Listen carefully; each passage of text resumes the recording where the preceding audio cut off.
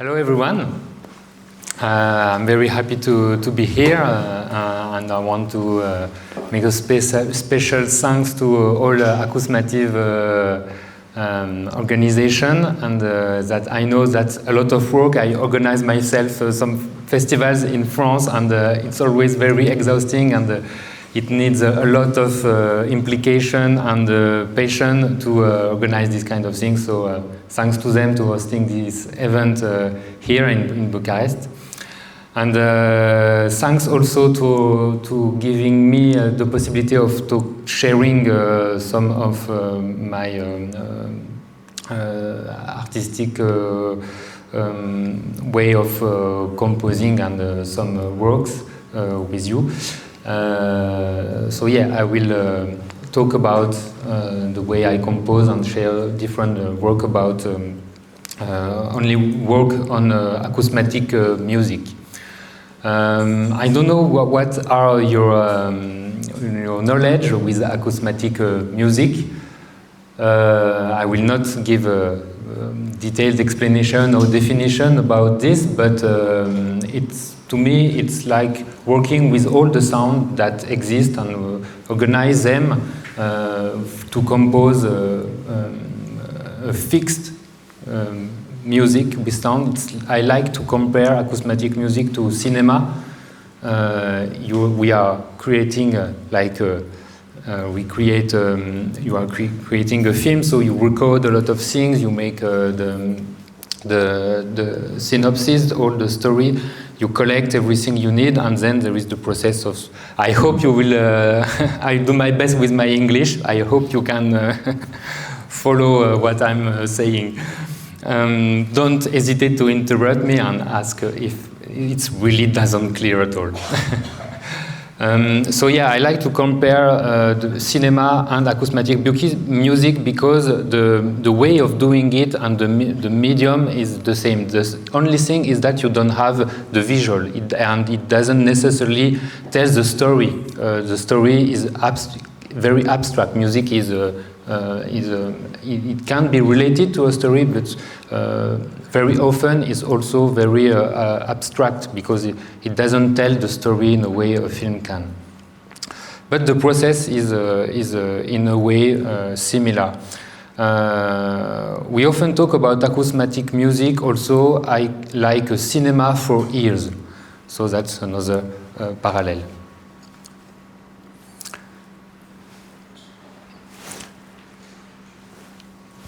So, just to talk a bit about myself. So I'm a composer, I'm also an improviser. I do also electronic, I improvise with electronic instruments, mainly analog synthesizers. And I also teaching composition, electroacoustic composition in a conservatory in Burgundy, which is a part in France near Switzerland. Yeah. Up. So here are some of my background. I first came to music learning the saxophone. I was a saxophonist till 18, but then I totally quit saxophone. I don't play it anymore because I discovered electroacoustic music and it's a very fun playground. Yes, I'm not a saxophonist anymore. But all the experience I had learning the saxophone has been very important to me. Playing music gives a lot of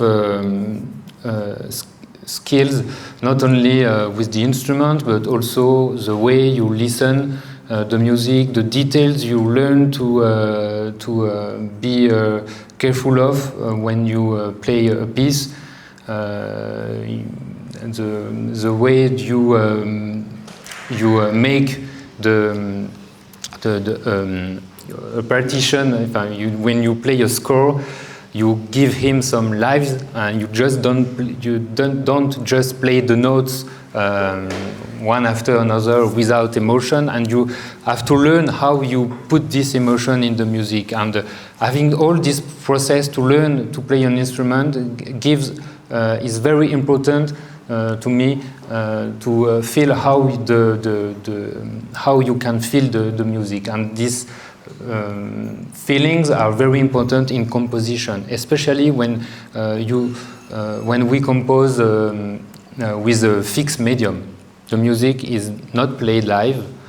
What you will see later, the sound are not created live. They are already done in a studio before the composition, like a film.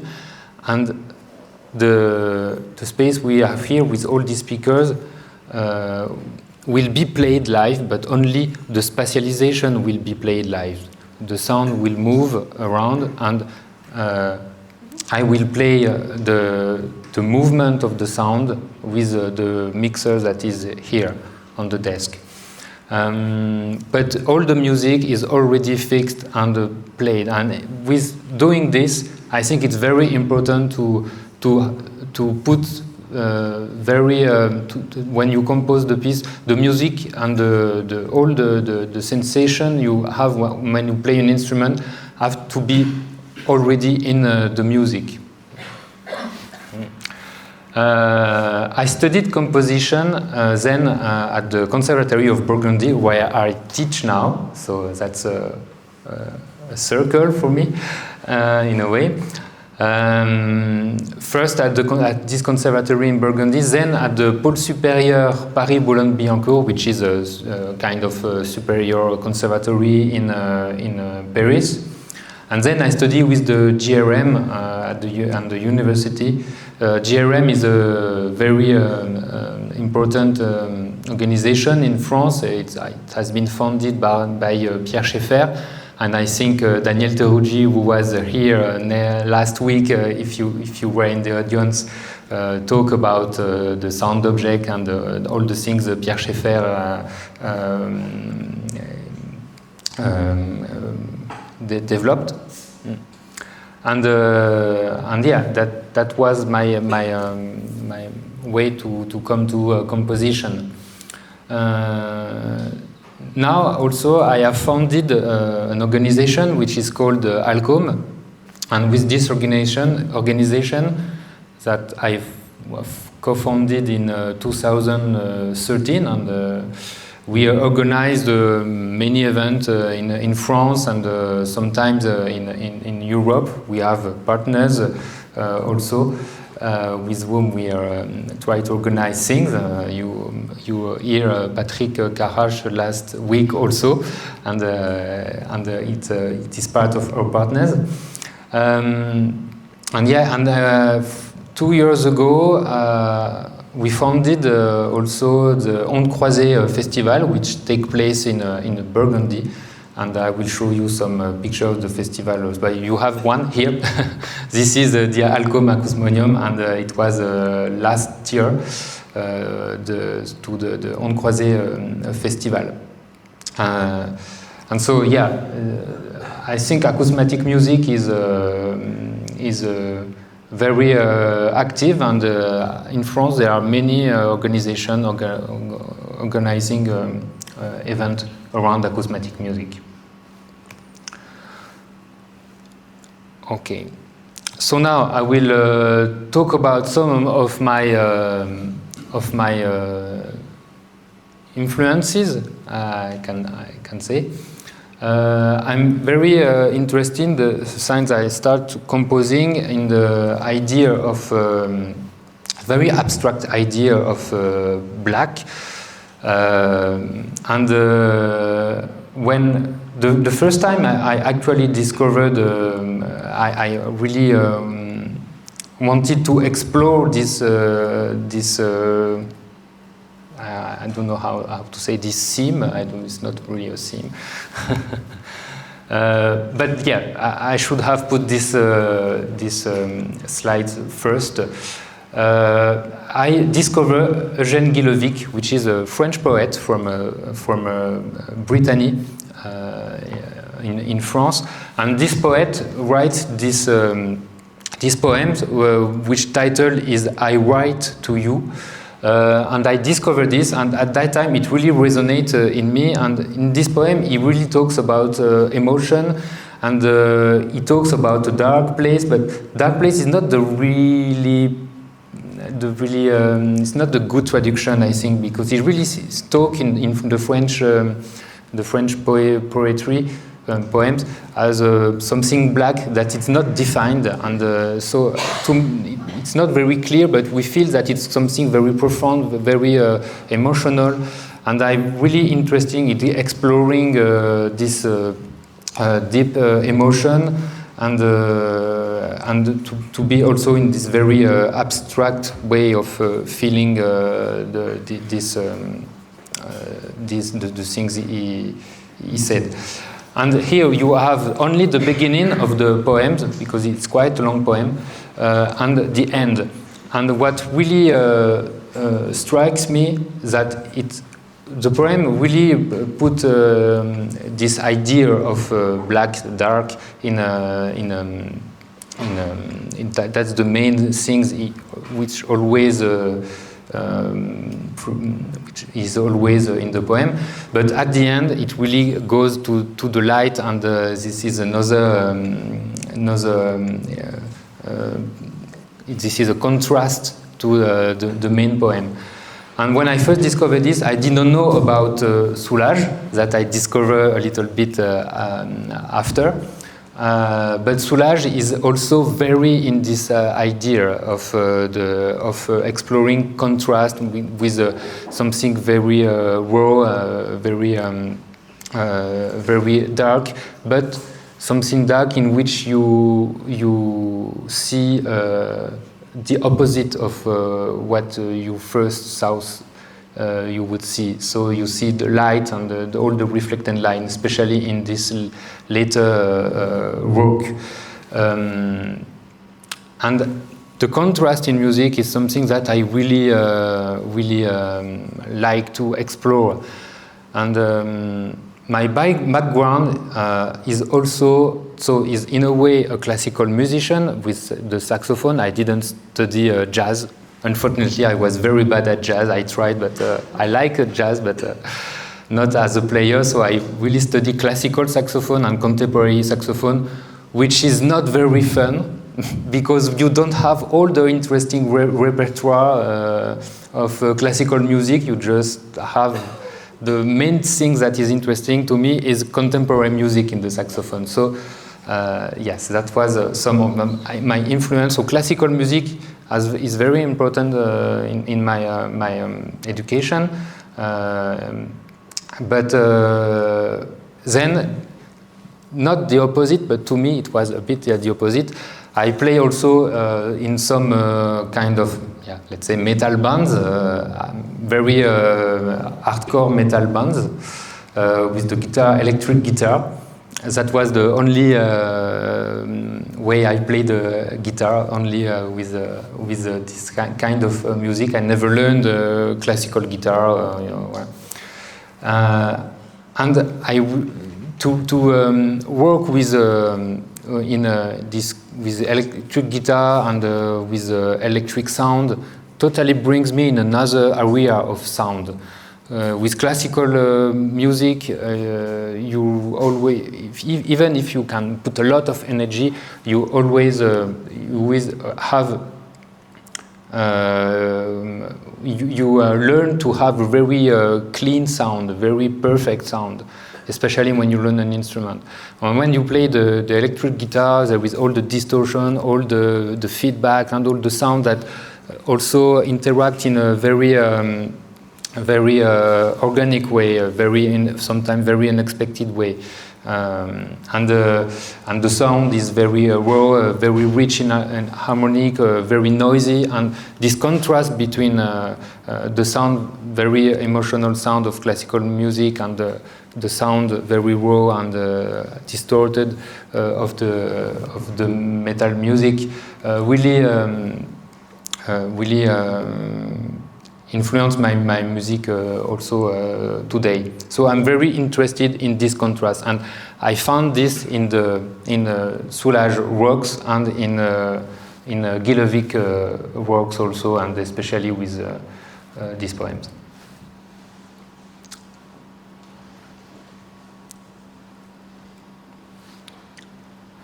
And so the first piece I will talk about is Black Garden,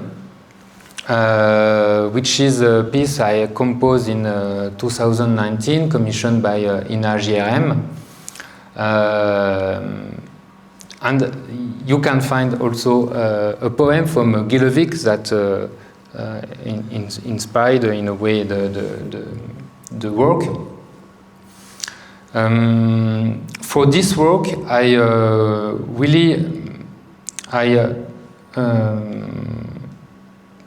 first, I'm very happy because this work has just been published as a CD and digital. This is the one you see on the right, on the Empreinte Digital label. And so it's a very fresh release 1 month ago. And yeah, so for this work, I work with a cellist, Lola Malik, and we recorded for 2 days. I really, as I said, I am really like to work with to put a classical instrument also, to this influence of classic music. Is also brings me to put some instrumental sound in the composition, and I work with Lola Malik, so we recorded for today in Radio France, and I asked her a lot of improvised things, and not only like using the cello as a sound object or something to have strange sound out of, but sometimes in a very classical way, because I was interested in phrases, musical phrases.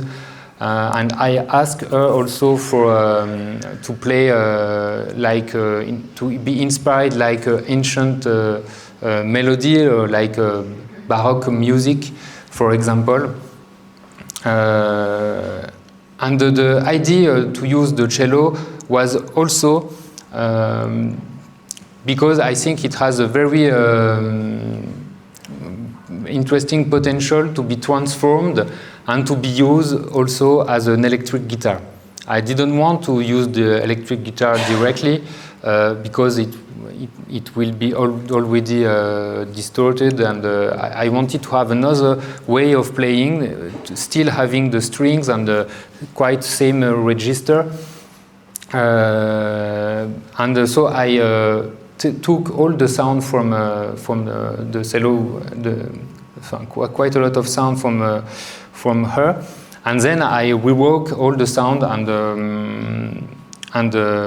put it in this composition.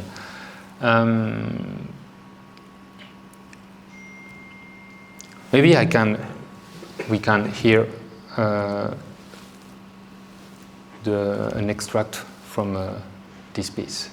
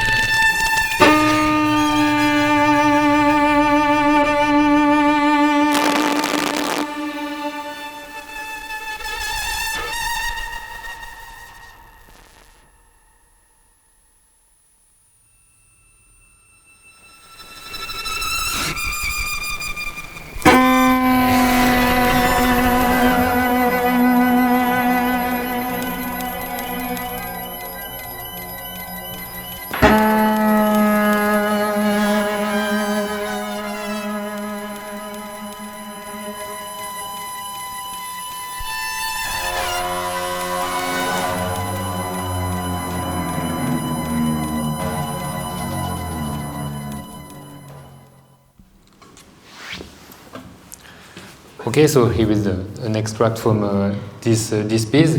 The idea of black garden is also the idea of inner garden and explore some emotion and contrast via raw materials and the cello used as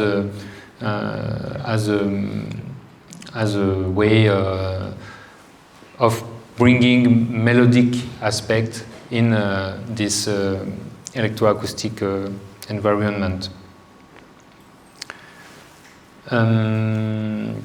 As you hear, the cello is not has not a very instrumental part. I really collect all the thing, and everything is then put together. But it was not composed in a linear way. I didn't bring her a score. It was all taken from improvisation with guidelines, and then rearranged completely after the work in the studio. So when I first make all the recording with her, this was not existing. It was all created after.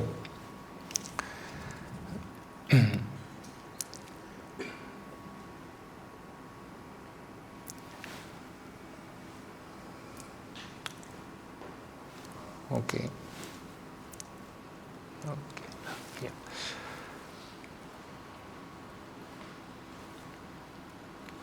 And this composition has eight parts that are all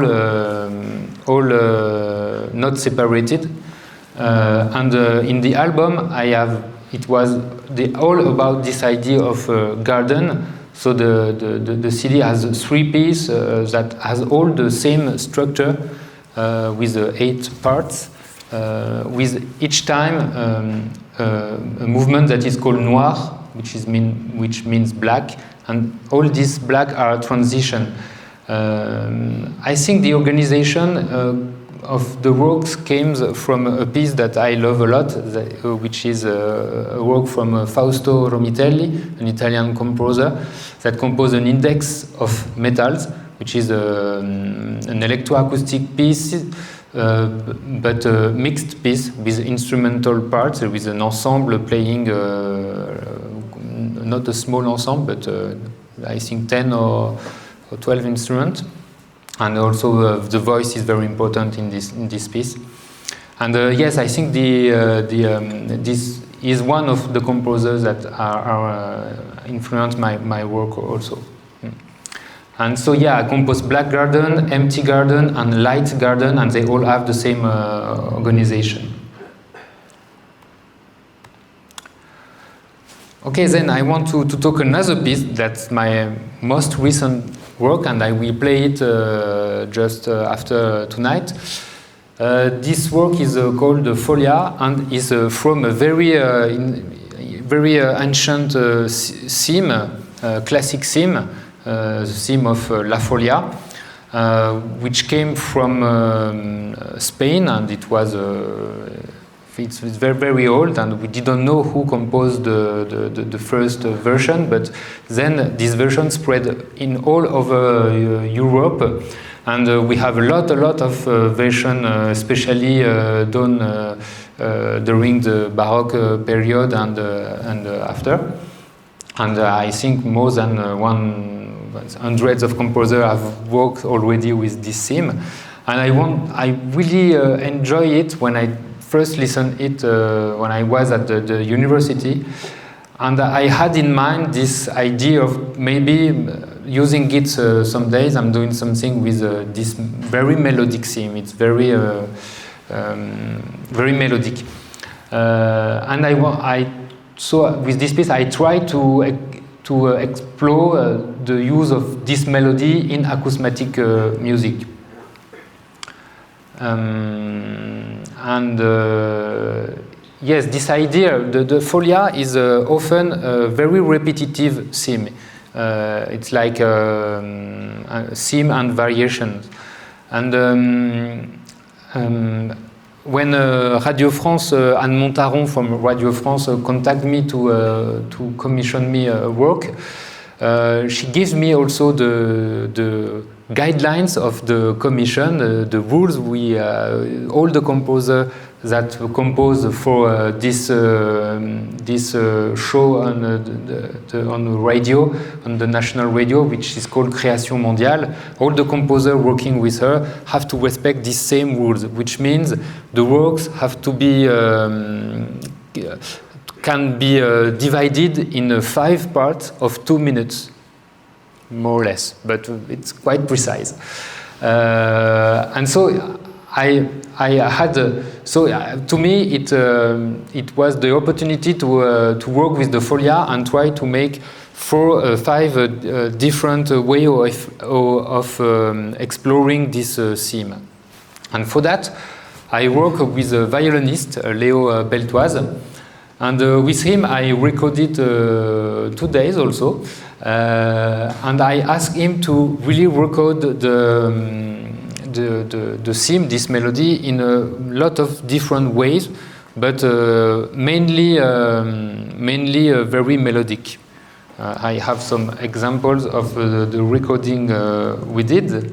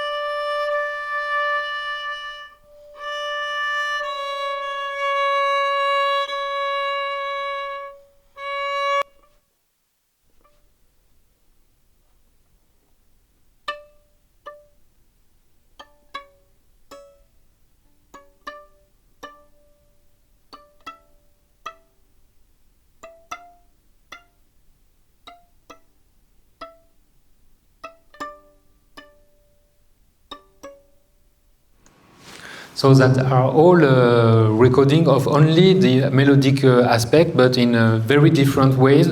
But that's not experimental way or very contemporary of playing the violin. It's very classical way. So that were the very raw recordings.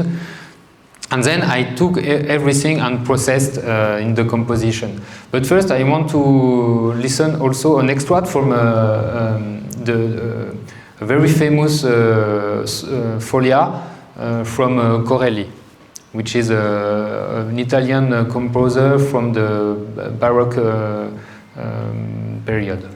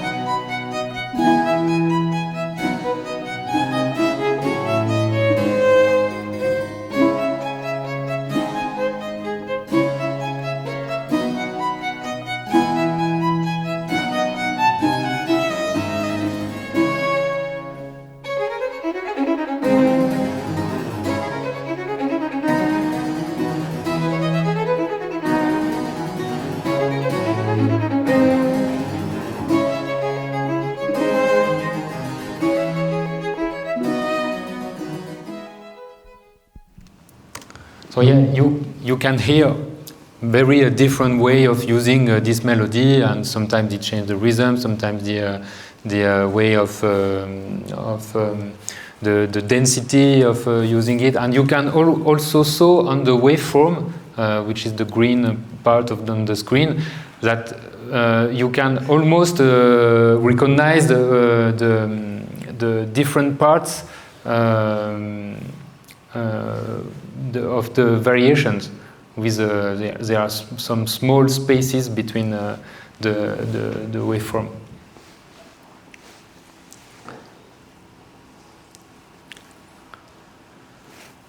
And then there is mine. The waveforms are very different from a part to another one. And so here are the 5 parts. And I also the folia is this very old theme, but at the beginning it was a very dancing. It was for dance, people dancing, and folia it means crazy, and so it was a very dense way of dancing. But to me, it also resonates with something deeper.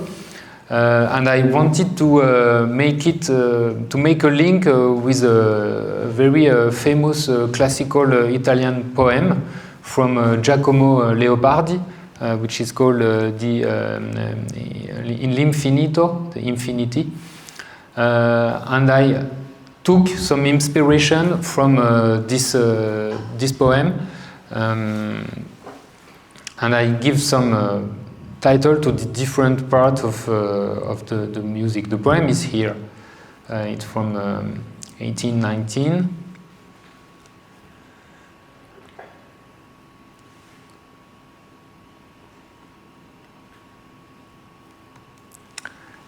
Yes, and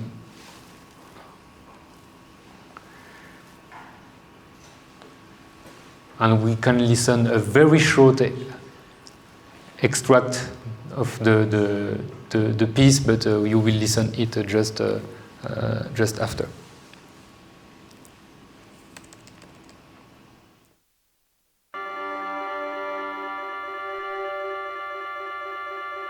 Sorry. I wanted to show you something else while listening this piece.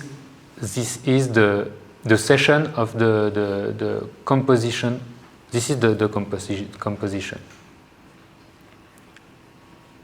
Maybe not all of you are familiar with the tools we use to compose acousmatic music. So this is Pro Tools. This is a digital audio workstation, the kind of software we use to compose. This is just one, but there are many other ones.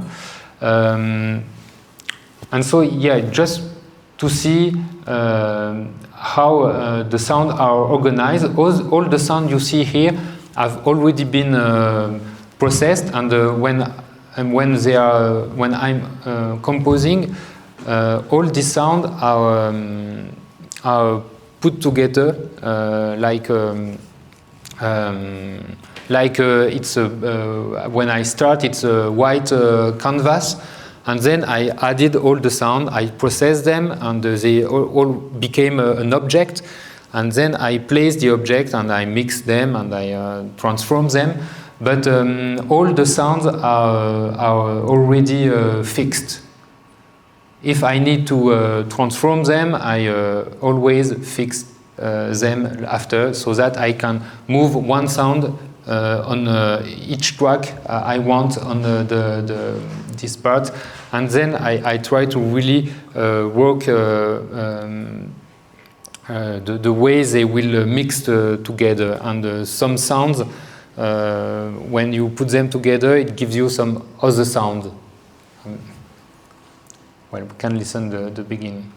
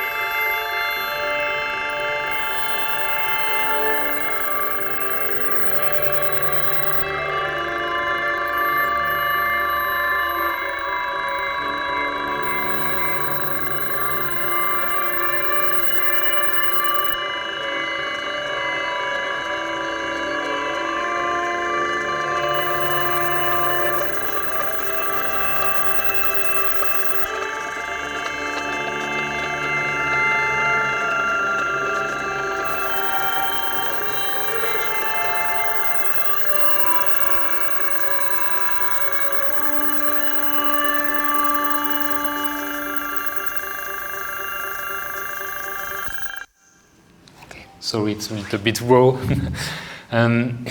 So yeah, you have here the first movement, so which is called Infinity.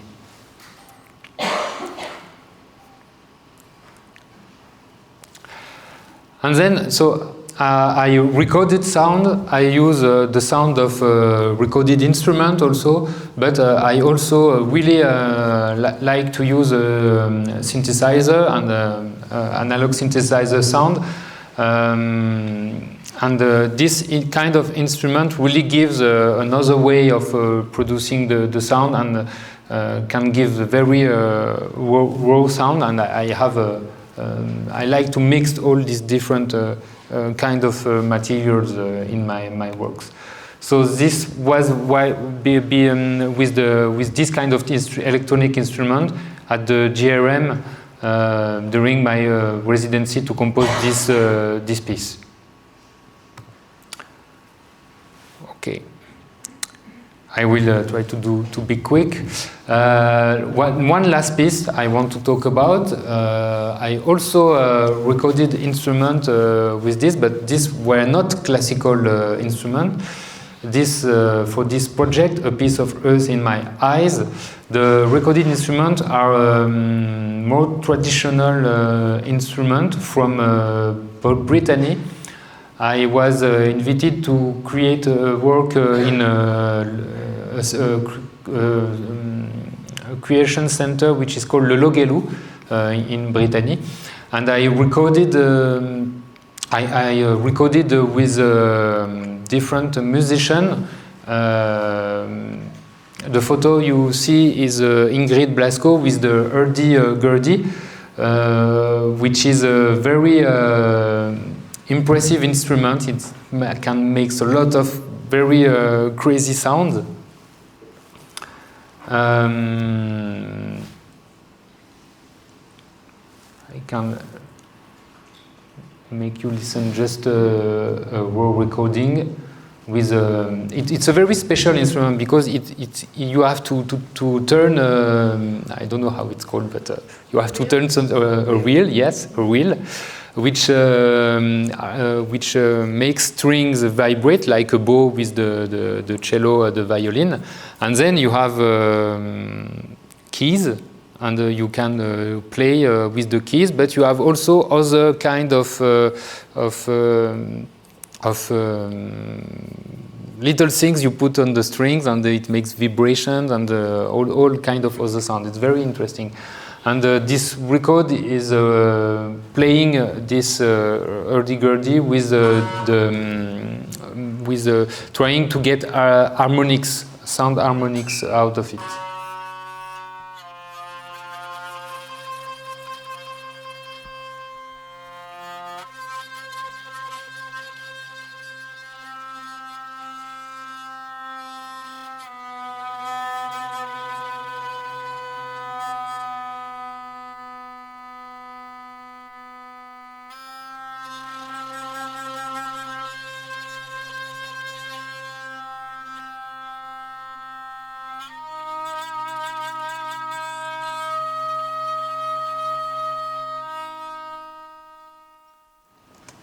So yeah, very just a very small part of what it can do, but it's very interesting instrument. And then I recorded also different kind of bagpipes, and for the performance, what was interesting to me, it's to try to bring some traditional instrument and the bagpipes on stage in a piece that is composed in an acousmatic way. So the idea was to get the first part of the piece played only on the acousmonium, and then the bagpipers, the bagpipe player, starts playing, but not being on stage, and so the sound, you hear the sound of the bagpipe, but you don't see him playing, and then he come on stage and he move on the stage, And as the premiere of this piece was in a kind of, not a church, but a chapel, but kind of the same acoustic as a church, so very resonating. So the bagpipes and the music it was very interesting to make the bagpipes move, because it makes some also movement in the sound.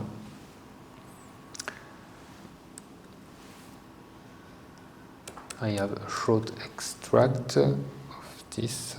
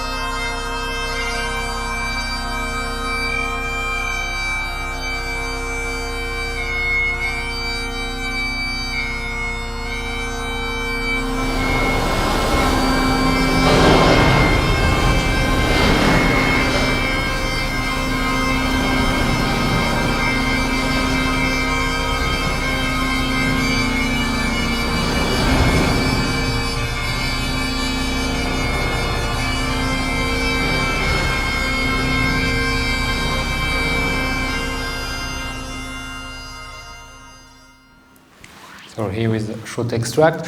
The idea was really to make acousmatic music and to bring instrumental traditional music also into this piece.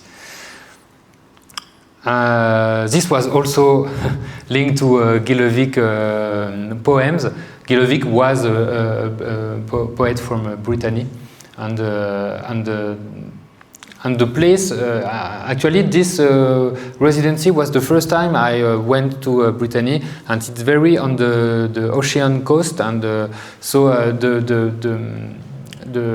go to visit and to walk on the coast, and the landscapes are very beautiful, and that inspired also the idea of the piece.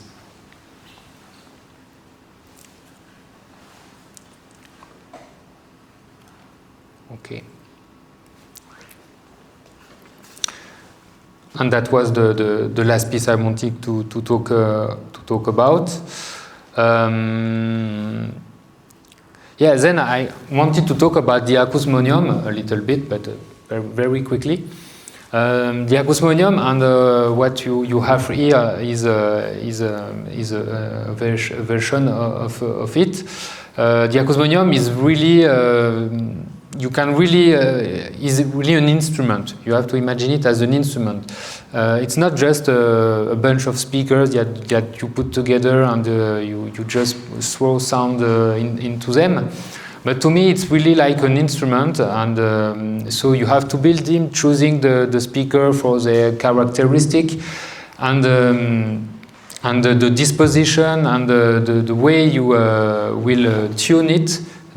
This thing is very important. You have to tune the acousmonium so that you can play it as an instrument, and so that this instrument can be used for different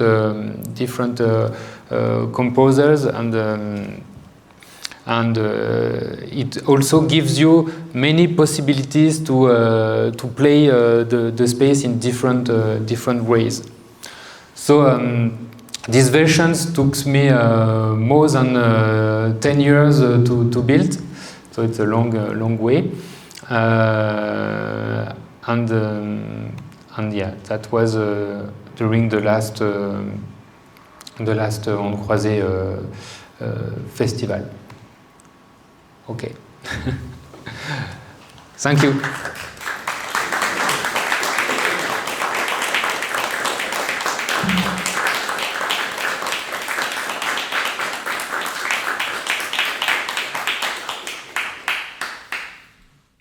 But one idea I had ages ago, and I don't know how much people like you have thought about it, is like I come from music journalism. I interviewed a lot of bands, and a lot of them say that they get tired of playing the same material again and again, right? So when you have the compositions, the multi-tracks already laid out, do you get tired of them? Do you want to remix them? Do you want to randomize them? Like, what do you think about that as part of maybe a different process or the same process? Or no, not sure I have really understood, but you mean when we compose, if we are tired of at a certain way to do always the thing in the same way? No, more later when you're actually performing them. Ah, okay. When you're traveling around and doing the line mixing, the specializing, do you then get tired of like, okay, I've done this 20 times now. Maybe it could be different. Do you want to remix it live? No, it's like playing the same song in different city. It's never the same because the place is never the same. The acoustic is never the same. The system is not always the same. Also, for example, tonight is the first time I play on ACOUSMATIV Acousmonium. And so it doesn't sound the same as the one I have with Alcôme, and it doesn't sound the same when I play it on a GRM, and so it's always you always have to rehearse again and to try again and to know how the space sound and to choose how you will use the speakers so I will use this instrument. So you always have to change the way you are thinking. It's like a pianist. A pianist, when he plays in different places, he plays different pianos, and so he always needs a time to adapt to the piano. He needs to try to rehearse it, even if he always plays the same piece. So that's the way we do. So I hope we can play many other time. Is there any other question? Or?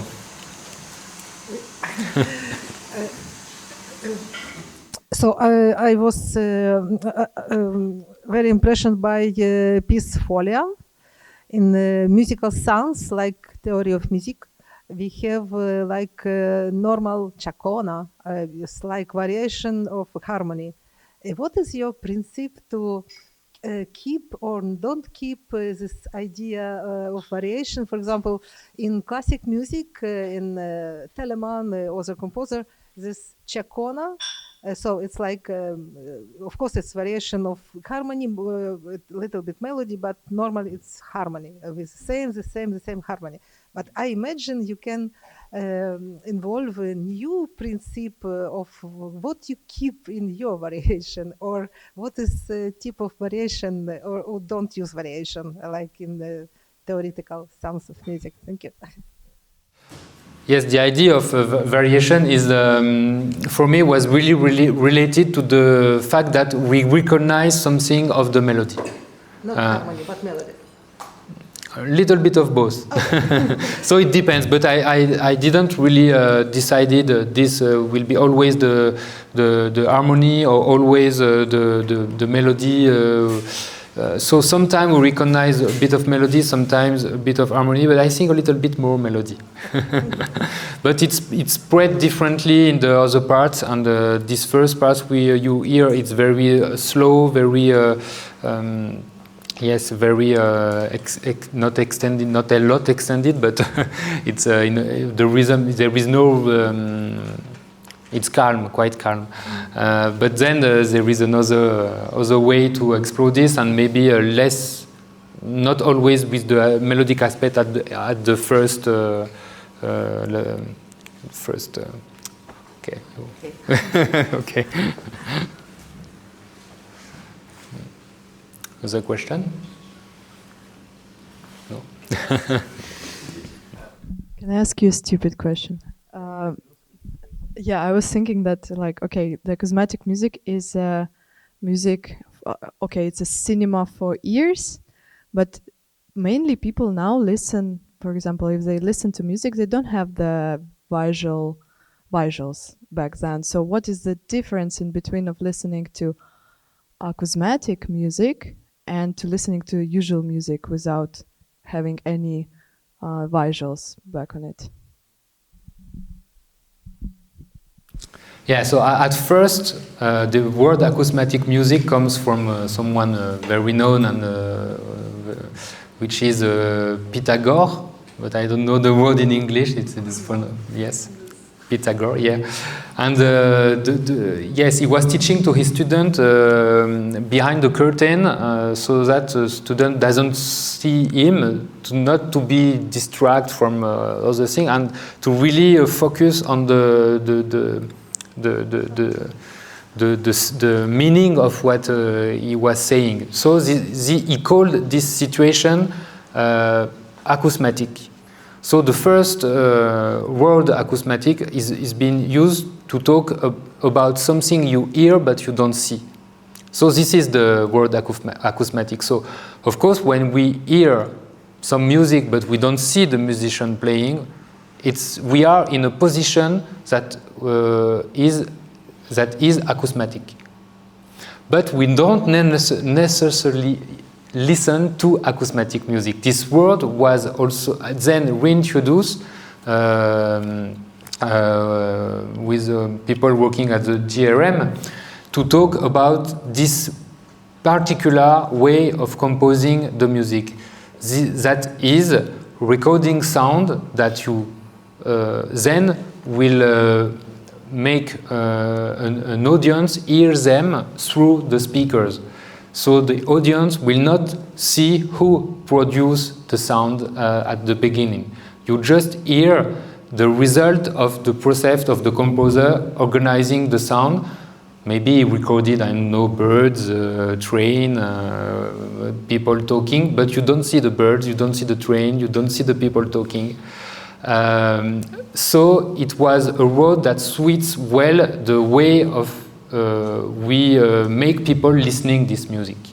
So it becomes also a genre, like you listen to rock, to pop, or also things. So when I talk about acousmatic acousmatic music, I talk about special kind, this kind of music. But you can hear anything you want in an acousmatic listening position. Okay, and then. So I noticed that your music is split in sections. You have like the smooth intro part, and then a bit of more development, and then like a really high energy part, and the outro. Is this the way you work on all your music, or like really well organized, or if you know what I mean? Yes, the organization of it really depends on the works. But to me, organize the music is a way of knowing where you want to bring your audience, where you want to bring the music. So it depends. I always start composing. When I start composing, I need to have the idea of, for example, the length of the piece, and which things I want to put in the piece. But then the process is not always very linear. I don't necessarily need to have all the section ready to know precisely what I want to put in all the section. Sometimes I just know that I'm working on this idea, and then I need to work on the idea and maybe to find the way of organizing the thing. Maybe while I'm organizing the thing, I will also create sounds, recorded things, transform sounds, and start to put some sequences together. And then the things start to be more clear. And then also the structure is being more clear. So it really depends. In this kind of for Folia, the organization was already very was dictated by the commission, and so yes, 2 minutes, 2 minutes, 2 minutes. But yeah. I mean, it's easier when they give you like the guidelines. Like Yeah. right? But always when I don't have guidelines, I like to, while working, there is a moment where I have guidelines for me. And so yeah, I often have different parts, and these parts are quite clear at the end. Okay. No other question? So, thank you.